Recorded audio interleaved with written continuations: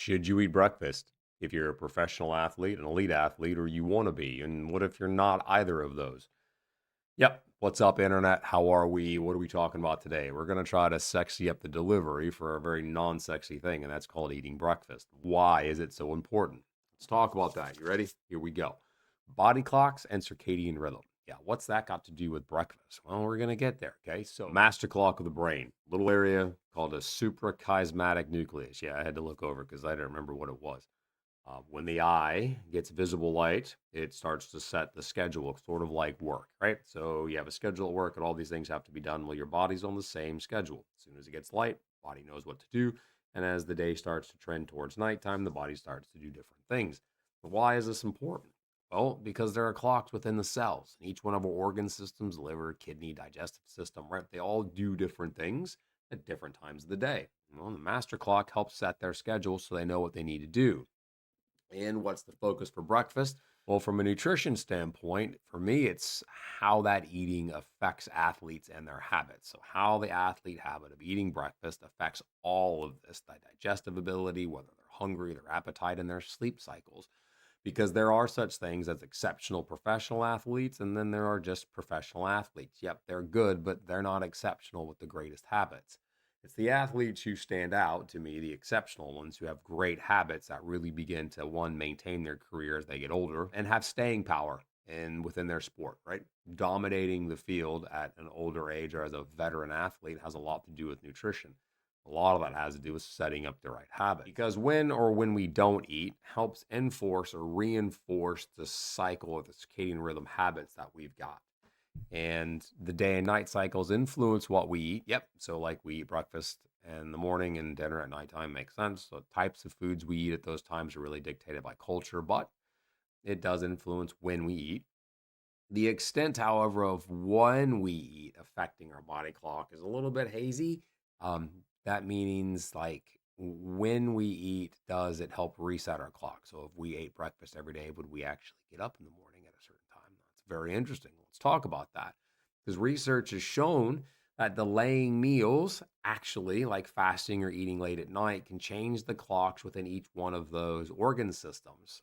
Not the master clock, however. So that means fat storage, insulin responses, blood sugar, digestive hormones, they can all be changed by when we eat.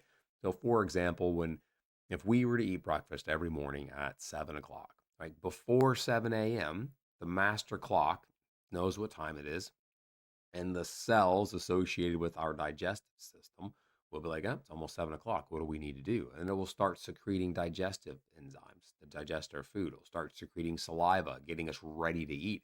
It's actually really pretty interesting that way. So there's a gut clock.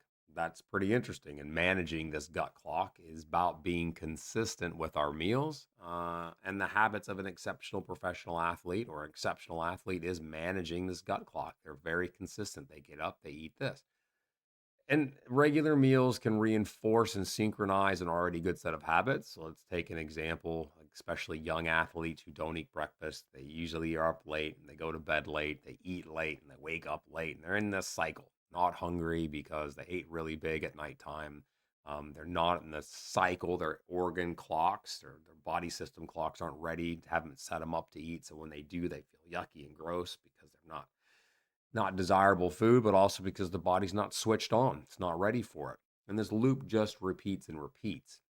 The problem with this is professional athletes have really long days. There's a lot of different demands on them. They can have 2 or 3 training sessions in a day, 2 or 3 meetings, then they've got to find some downtime, their breakfast, lunches, and all the in betweens. Awfully dinner, they're off, they're gone. But like the in betweens are smushed between high physical activity. You can't smash down a giant lunch if you've skipped breakfast to make up for it because now you've got a second training session and now you're full of food and that doesn't feel really good, right? It's not conducive to high performance. So if we're not eating breakfast, we're kind of either going into our first training session fasted or underfed. Probably most importantly, I'd say most have coffee in the morning. So that would break a fast. But so now we're going in underfed. And then the first exposure to food is a sports drink or snacks off the training table or gels.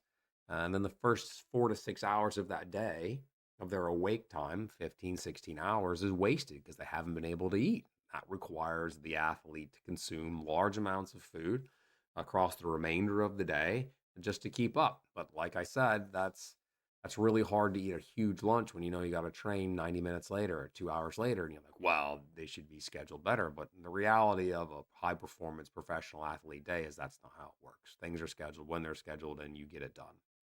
And you can't just sit on a huge stuffed belly and expect to go do a second session really well.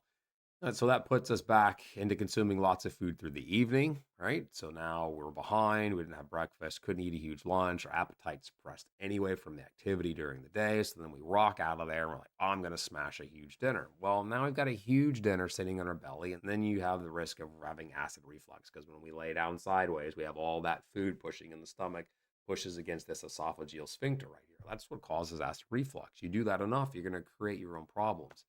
And then you wake up not hungry again in the morning and we repeat. Okay? And that's not a good cycle to be in. So, what's the solution? Yeah. Well, start with a habit. I mean, you need to eat something in the morning. It has to start with setting the clock, and your body will get used to it. Now, a banana and water, one piece of toast and milk, a bowl of cereal, don't really care. There's no point in trying to be perfect here. You got to lay the foundation and be consistent with it every day. Then, as the body adapts to this new clock, the internal clocks of your digestive system saying, ooh, I'm getting ready to eat food at this normal time, then you will start to be hungry. You may even wake up hungry where you didn't used to. And then you can choose to eat a little more. Or when we have an appetite, we can choose to eat foods that would be, let's say, more performance, quote unquote, orientated than a sugary bowl of cereal. So, in a scenario where we have an athlete who isn't eating breakfast, right? So, this is the part where, hey, do you want to be a sports dietitian? I mean, these are the kind of things you have to work with. In the scenario where an athlete isn't eating breakfast at all, I personally don't stress about what they choose, right? I'm focused on the behavior change and developing the consistent habit. Definitely not stressing if they go from zero breakfast every day to a bowl of Cocoa Puffs every morning. Like that is clearly a positive change. Obviously, we make suggestions for better foods and we want them to eat better foods. But when someone wakes up and they're not hungry, or when you're not hungry, think about that. Like, is it easy to eat the right foods? No. It's actually easier to eat highly desirable foods that probably aren't the best, but you want to eat them or you can eat them. Forcing like oats and protein berry smoothies down someone in the morning is one when their digestive system isn't ready to handle that quantity of food or not hungry, it's going to sit in their gut, right? Because it's part of training the GI system. One of my endurance videos you can watch if you want to learn more about that. And you're just generally going to feel terrible in the morning and really heavy.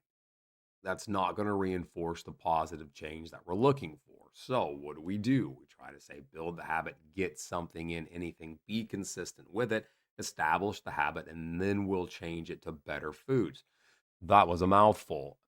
What did you take away? Let's summarize. Should you eat breakfast as a professional athlete or an elite athlete or someone looking to move into the higher performance environment? The answer is absolutely yes. And when we have new athletes coming in, the first thing that I establish in them are three meals.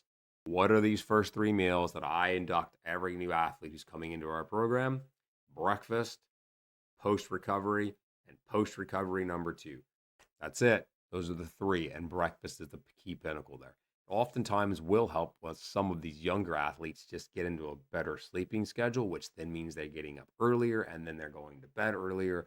And that keeps them, you know what, generally from burning out and getting injured, and they'll have longevity in the sport. Right. And that's it. You got questions? I got answers sometimes. Give me your comments. Let me know what you think.